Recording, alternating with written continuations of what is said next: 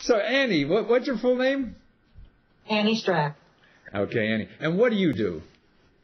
I'm an artist. I specialize in maritime paintings and seascapes. An artist that specializes in maritime paintings and seascapes. That's great. And what medium, what kind of art do you do with seascapes? Mostly watercolors. I dabble in oils and acrylics a little bit and mixed media, but mostly watercolors. Wow. And you said you just came up here from Louisiana, huh? Yes. Yeah. And how did you like Louisiana? Oh, I loved it.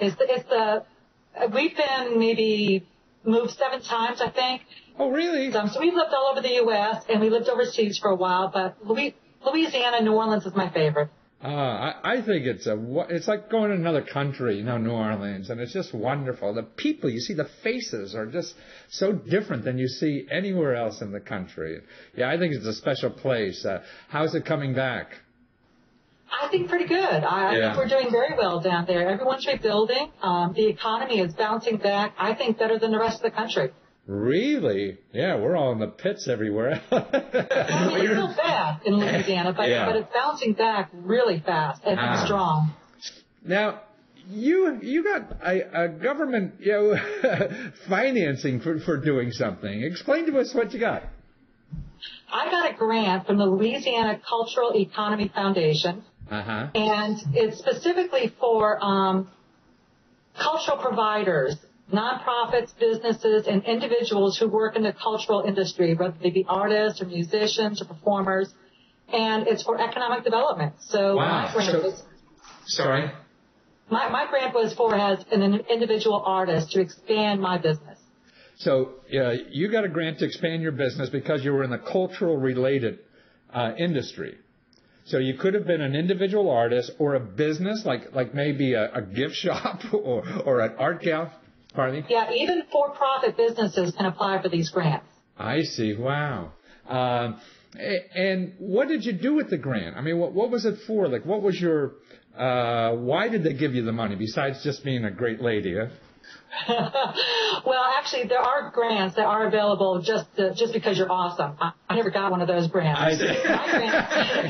Apparently, I'm not awesome enough. Right. But my grant was a project grant, which most grants are. They're for specific projects. And my project was to create a video, an instructional video, and my video was how to paint seascapes. Wow. And this video was something that I could then sell. It's something that I put on television, on public access TV, and it helps me, it provides income. Selling the video provides income, but it also provides a product that other artists that are emerging can learn from. So it was educational, but also an economic grant. Right. So you got, putting on your business hat, you got money to develop a new product to sell. Right.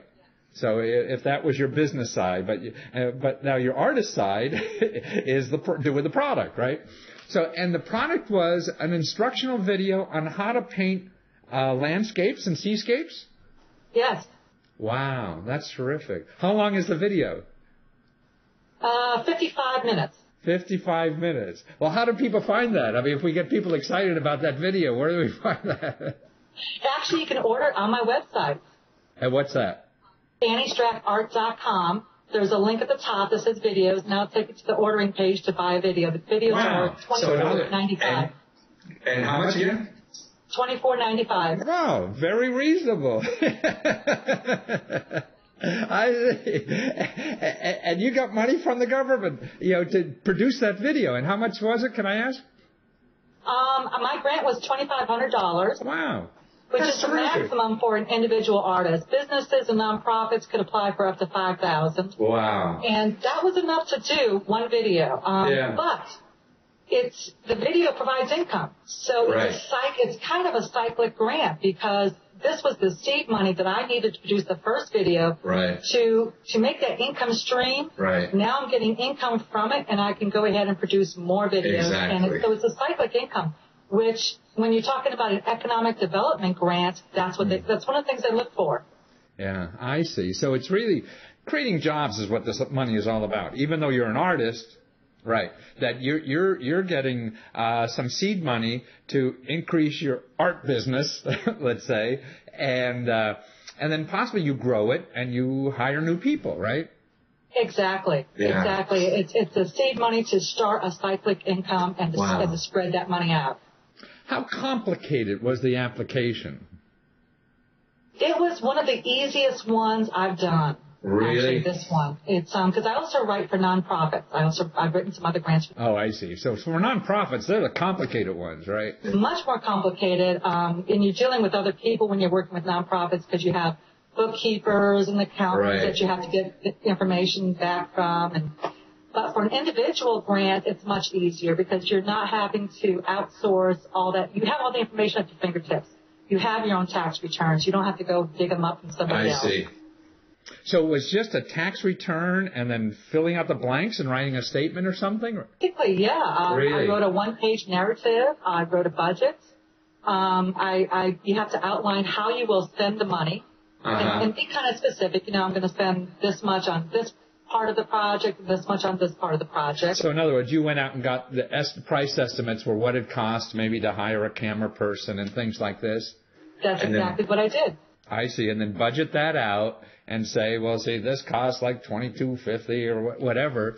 And because you just went out and priced these things like a normal person would do if they fix up their kitchen, huh?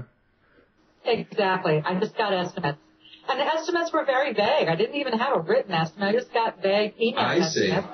Huh. And so they were off a little bit. They didn't actually match what I spent, but it's okay. That's expected. You write your final report on a grant. You actually submit your invoices and your canceled checks so that they can see what you did spend. Oh, so at the end of the project, that's what you did? You showed the canceled checks and the invoices to show them how you spent the money? Mm-hmm. Yeah. Sure. Well, that's reasonable. I mean, I'd probably want that if I gave my kid $2,500 to do something. I want to make sure he wasn't in Acapulco, I guess. Well, same thing. Yeah, they wanted to make sure I spent the money as I said I was going to. Yeah. Well, that's good. So, as a taxpayer, I'm appreciative, that they do that. And what do you think is the a lot of people fear dealing with the government at all, and it sounds like you've done this before and things like that. So in your experience, what do you think is like one of the biggest misconceptions that people have about dealing with government money? I think people think it's a lot more work than it really is. It's a lot easier than people think. I believe it. I get biased, and I hate to say it. But then again, even if it is difficult, who the heck else is going to give you that money? That's just it, yeah. And you might get rejected every now and then, but when you do get the money, it makes it so worthwhile. And especially projects like this where it produces a cyclic income. I would have made my video if I hadn't gotten the grant. Right. But getting the grant freed up my profits to spend them somewhere else. Right. Well, that's great. And also, I think what it is, to me, it's nice to get that affirmation or the affirmation or whatever that word is. Somebody thinks you're worth investing in. Absolutely. Yeah. Yeah. And that's awfully nice. Particularly as an artist, you must, it's tough. Life is tough out there. We get beat up every day, so it's nice to get positive feedback. Yeah, I'm very good at accepting rejection. I get it all the time. Oh, really? I got some ex-wives too, but that's what life is. I mean, I wrote about 100 and some books, and only 10 have made anything, I mean, I got garagefuls. If you want to wallpaper your basement, let me know. I'll send you a couple thousand books that I never sold to something. But I think that's what life is about, is failure and rejection. And that's what I appreciate artists. And you say you're an artist, but you're really an entrepreneur and part of economic development in our country, which I think is the growth area in our country, is the art we have. Because we no longer make stuff too well. But this right-brain stuff. Pardon me? Yeah. In Louisiana, where I got my grant, arts and culture in Louisiana is the biggest part of our economy. Oh, I see. Well, there it is. So the money that is spent by taxpayers to make my video goes back into the economy and taxes. Right. For every dollar that is spent in Louisiana, that the government spends on art and culture, they get a return of $8. Wow. So they give you $1 and you're bringing in $8 from the for the economy. Oh, yeah, that sounds work. The bank nowadays. Pardon me. And related items. Culture in Louisiana is the biggest industry. Mm-hmm. Have you checked out what's available in Pennsylvania yet? Not yet. I'm still very new here. I'm just getting settled in. Well, I know, from back when, University of Pennsylvania has a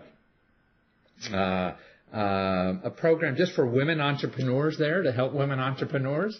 So, if you're, and if you just call, the best place to find this kind of stuff is really your local library is probably good. But when in doubt, just call Harrisburg and call the state capital operator and tell them you're a new business in the state and looking for help. And they'll hook you up with somebody local and stuff like that to help you. And now Pennsylvania's pretty progressive in that stuff. Helping entrepreneurs, because it's one of those industrial states that it's over a little bit for most of it. So they got to keep investing in new ideas and trying to find out, where their future is. And so I'm sure there's help and assistance there. Well, you're a delight. So can we see your work on your website? Absolutely. Okay, so your work's on the website. Okay, right, and I'll put that up on there too. And also, we can buy the DVD if we want to know how to watercolor. Huh? Is it for any level, or do you have to be a master? No, if you're very advanced, you're going to learn new things. But if you're a beginner, you can easily follow along. Wow, that's terrific. And you're going after PBS too, huh?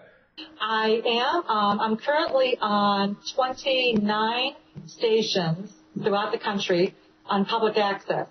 Oh, wonderful! So you're they call that bicycling it around at stations. One station, another. No, anyway, maybe that's an old term. 29 stations around the country. That's terrific. And that's the way. See, there's, everybody thinks you need a lot of money to do something, but look, you got your instructional video, and you found an outlet already to be on 29 stations around the country, and so you didn't have to spend $5 million for a Super Bowl ad. No, not at all. Actually, I've spent nothing on advertising at all. See, that's terrific. Isn't America terrific? Well, say hello to your husband. I hear he works for the Park Service, and that's great work, and we need that in this country too. And thank you for sharing your experience. Thank you, Matthew. It's been a pleasure. My pleasure.